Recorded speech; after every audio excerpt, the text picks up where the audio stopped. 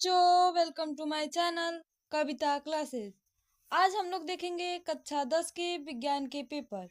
ठीक है, तो आगे चलने से क्वेश्चन पे जाने से पहले मैं आप लोगों से एक छोटी सी रिक्वेस्ट करना चाहती हूँ कि अगर आप हमारे चैनल पे नए हैं तो हमारे चैनल को सब्सक्राइब कर दें एंड वीडियो को अभी तक लाइक नहीं किए हैं तो लाइक कर दें और अपने दोस्तों के यहाँ ज़्यादा से ज़्यादा शेयर करें। तो चलिए चलते हैं हम लोग क्वेश्चन पे। ठीक है, पहला क्वेश्चन है, किसी अवतल दर्पण द्वारा वस्तु के आकार के बराबर वास्तविक और उल्टा प्रतिबिंब बनता है, वस्तु की स्थिति होगी। ठीक है, तो क्वेश्चन दिया है ए फोकस पर, बी फोकस व वक्रता केंद्र के बीच, सी दिया है वक्रता केंद्र पर, डी दिया है वक्रता केंद्र के आगे। तो जो इसका सही आंसर होगा वो होगा वक्रता केंद्र पर। ठीक है, इसका जो सही आंसर होगा वो होगा सी। चलिए अगले क्वेश्चन पे बढ़ते हैं हम लोग। अगला क्वेश्चन है, श्वेत प्रकाश की किरण के प्रिज्म से गुजरने पर किस रंग के लिए न्यूनतम विचलन होता है? ए हरा, बी पीला, सी लाल, डी बैंगनी। ठीक है, इसका जो सही आंसर होगा वो होगा लाल। ठीक है, और अगर पूछ देगा श्वेत प्रकाश की किरण के बीच से गुजरने पर किस रंग की सबसे अधिकतम विचलन होगा, तो आप लोग क्या कहेंगे? आप लोग कहेंगे कि बैगनी। ठीक है, यहाँ पर न्यूनतम पूछा है तो आप लोग लाल कहेंगे, अगर ज्यादा विचलन पूछता है तो आप लोग क्या कहेंगे? बैगनी। ठीक है, चलिए अगले क्वेश्चन पे बढ़ते हैं। एक अवतल लेंस प्रयोग में आता है। ठीक है, ए आवर्ध लेंस के रूप में, बी कार के पीछे की ओर वस्तुओं को देखने के लिए, सी निकट दृष्टि दोष को दूर करने के लिए चश्मों में, सी साधारण कैमरों में। तो जो इसका सही आंसर होगा वो होगा सी निकट दृष्टि दोष को दूर करने के लिए चश्मों में। ठीक है, अगर यहीं पे आपका क्वेश्चन आ जाता कि उत्तल लेंस का प्रयोग कहाँ होता है तो आप कहेंगे दूर दृष्टि दोष को दूर करने के लिए चश्मों में इसका प्रयोग होता है। ठीक है, अगर पूछा है अवतल लेंस तो अवतल लेंस निकट के लिए होता है और जो उत्तल लेंस होता है वो दूर दृष्टि दोष के लिए होता है। ठीक है, मैं आशा करती हूँ कि आप लोग को समझ में आ ही गया होगा। तो चलिए अगले क्वेश्चन पे बढ़ते हैं। ठीक है, अगला क्वेश्चन है, आँख में प्रवेश करने वाले प्रकाश की मात्रा को नियंत्रित करता है। ए पक्षमाभी, ठीक है, जिसे हम लोग मांसपेशियां कहते हैं, जो आँख में लाल लाल होती हैं, हल्का ये नशे की तरह दिखती हैं, उसी को पक्षमाभी कहते हैं। ठीक है, बी है नेत्र लेंस, सी है पुतली है रेटिना इसे हम लोग कहते हैं, डी है कार्निया। ठीक है, इसका जो सही आंसर होगा वो होगा सी पुतली। ठीक है, अगले क्वेश्चन पे चलते हैं हम लोग। अगला क्वेश्चन है, विद्युत परिपथ में विद्युत शक्ति का सही सूत्र है।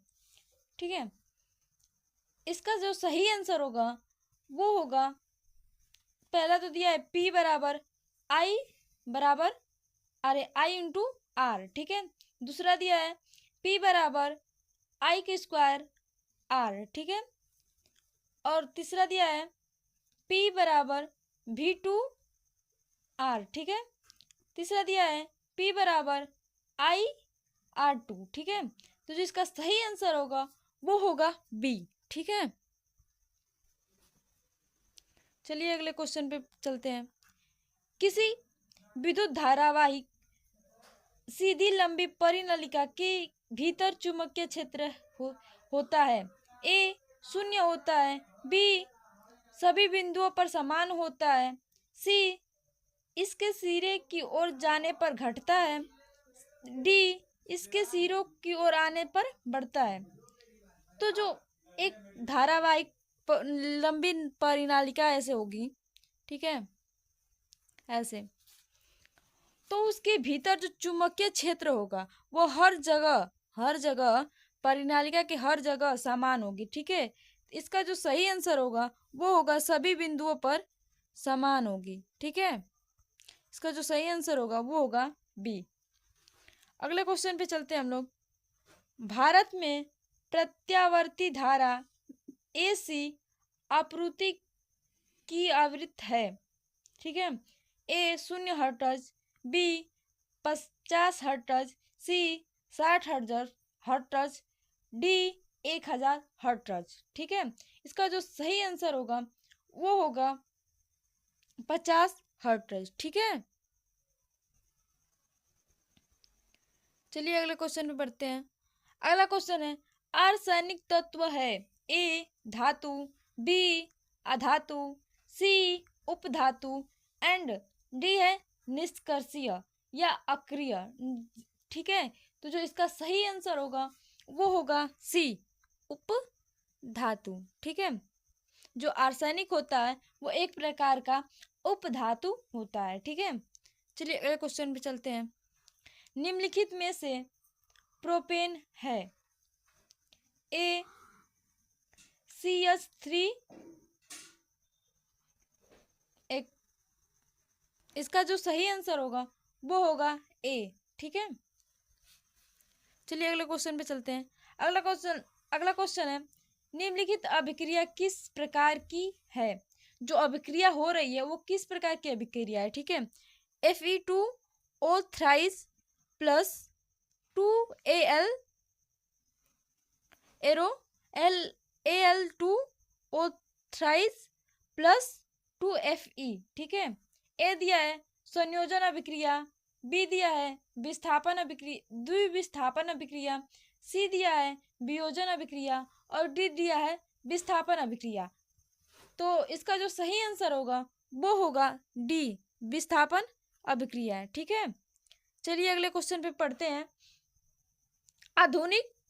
आधुनिक आवर्त सारणी में अगला क्वेश्चन है आधुनिक आवर्त सारणी में दाहिनी ओर बढ़ने पर ए परमाणु त्रिज्या तथा धात्विक प्रकृति घटती है, बी परमाणु त्रिज्या तथा धात्विक प्रकृति बढ़ती है, सी परमाणु त्रिज्या घटती है तथा धात्विक प्रकृति बढ़ती है, डी परमाणु त्रिज्या बढ़ती है तथा धात्विक प्रकृति घटती है।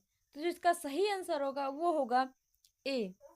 ठीक है, परमाणु त्रिज्या तथा धात्विक प्रकृति घटती है।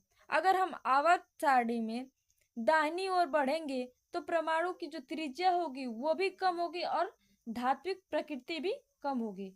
अगर वही इसका उल्टा, अगर आवर्त सारणी में हम दाईं से बाईं ओर की ओर चलें, ठीक है, जो परमाणु त्रिज्या होगी वो बढ़ेगी और धात्विक प्रकृति भी बढ़ेगी। ठीक है, चलिए अगले क्वेश्चन पे चलते हैं हम लोग। अगला क्वेश्चन है कॉलम ए में दिए गए रासायनिक पदार्थों का सुमेलन कॉलम बी में दिए गए से कीजिए। ठीक है, कॉलम ए और कॉलम बी। कॉलम ए में दिया हुआ है एसिटिक एसिड। ठीक है, इसका किस साबुन के निर्माण में होता है? नहीं। विकृत स्प्रिट बनाने में होता है? नहीं। सिरका के निर्माण में होता है? हाँ, ये सिरका के निर्माण में होता है। ठीक है, एथेनॉल जो होता है वो विकृत स्प्रिट बनाने में होता है। ठीक है, कास्टिक सोडा जो होता है वो साबुन बनाने में प्रयोग होता है। अपमार्जक जो होता है वो कपड़े साफ करने में सहायता करता है। ठीक है, अगर इसको हम लोग देखें तो पहला का होगा सी। ठीक है, पहला का होगा तीसरा, दूसरा का होगा दूसरा, बी का होगा दूसरा और सी का होगा ए और डी का होगा चौथा। तो जो इसका सही आंसर होगा वो होगा डी। ठीक है, चलिए अगले क्वेश्चन पे हम लोग चलते हैं। अगला क्वेश्चन है 13 नंबर। 25 डिग्री सेल्सियस ताप पर शुद्ध जल का पीएच मान है ए 7 से कम तथा 0 से अधिक, बी 7 से अधिक तथा 14 से कम, सी 0 डी 7। तो इसका जो सही आंसर होगा वो होगा डी, ठीक है, 7। जो 7 होता है वो उदासीन होता है, नहीं अम्ल होता है नहीं क्षार। तो जो शुद्ध जल होता है, जो शुद्ध पानी होता है, उसका अगर पीएच कभी पूछ दे आप कहेंगे ये एक उदासीन होता है, ठीक है। इसका जो पीएच होता है वो 7 होता है, ठीक है। अगले क्वेश्चन की ओर बढ़ते हैं हम लोग। अगला क्वेश्चन है प्रकाश संश्लेषण प्रक्रम के दौरान क्या नहीं संश्लेषित होता है? ए ऑक्सीजन, बी CO2, सी जल और डी ग्लूकोज। तो ऑक्सीजन तो संश्लेषित हो जाता है, जल भी संश्लेषित हो जाता है, ग्लूकोज भी संश्लेषित हो जाता है, बट जो होता है कार्बन डाइऑक्साइड CO2 वो कभी संश्लेषित नहीं होता। तो इसका जो सही आंसर होगा वो होगा CO2, ठीक है। अगले क्वेश्चन पे चलते हैं। अगला क्वेश्चन है पीत का संश्लेषण होता है, पीत रस जो होता है उसका संश्लेषण कहाँ होता है? ए पित्ताशय में, बी वृक्क में, सी यकृत में, डी आमाशय में। तो जो इसका सही आंसर होगा वो होगा सी यकृत में, ठीक है। अगला क्वेश्चन है मानव हृदय में कोष्ठों की संख्या होती है? ए 4, बी 2, सी 6 और डी 8। तो जो इसका सही आंसर होगा वो होगा 4, ठीक है। 2 अलिंद होते हैं और 2 निलय होते हैं। चलिए अगले क्वेश्चन पे बढ़ते हैं हम लोग। अगला क्वेश्चन है पुनर्भवन होता है ए पैलेनिडिया में लेकिन हाइड्रा में नहीं, बी हाइड्रा में लेकिन पैलेनेरिया में नहीं, सी पैरामेशियम में लेकिन हाइड्रा में नहीं, डी हाइड्रा और पैलेनेरिया में, ठीक है। तो जो पुनर्भवन होता है वो पैलेनेरिया और हाइड्रा दोनों में होता है। तो जो इसका सही आंसर होगा वो होगा डी। अगला क्वेश्चन पे चलते हैं। अगला क्वेश्चन है पत्तियों द्वारा कायिक प्रजनन होता है? ए ब्रायोफिल्म, बी आलू में, सी चने में, डी गुलाब में। तो जो इसका सही आंसर होगा वो होगा ए ब्रायोफिल्म में, ठीक है। चलिए अगले क्वेश्चन पे चलते हैं। अगला क्वेश्चन है डार्विन प्रसिद्ध है? ए जीवन की उत्पत्ति हेतु, बी प्राकृतिक वर्ण सिद्धांत हेतु, सी आनुवंशिक विज्ञान हेतु, डी जैव विविधता हेतु। इसका जो सही आंसर होगा वो होगा बी प्राकृतिक वर्ण सिद्धांत हेतु। चलिए अगले क्वेश्चन पे चलते हैं। किस देश को पवनों का देश कहा जाता है? ए डेनमार्क, बी भारत, सी चीन और डी जर्मनी। इसका जो सही आंसर होगा वो होगा डेनमार्क, ठीक है। अगर आपको सब्जेक्टिव ही चाहिए तो प्लीज़ हमारे इस चैनल में इस वीडियो के नीचे कमेंट करें, इस कमेंट बॉक्स में कमेंट करें। अगर आपको हमारी क्लास अच्छी लगी हो तो प्लीज़ वीडियो को लाइक करें और अपने दोस्तों के यहाँ बहुत ज़्यादा से ज़्यादा शेयर करें। अगर आपको सब्जेक्टिव क्वेश्चन भी चाहिए तो मैं आंसर सहित आपको लाऊंगी। आप प्लीज़ इस वीडियो के नीचे कमेंट करिए। Thank you.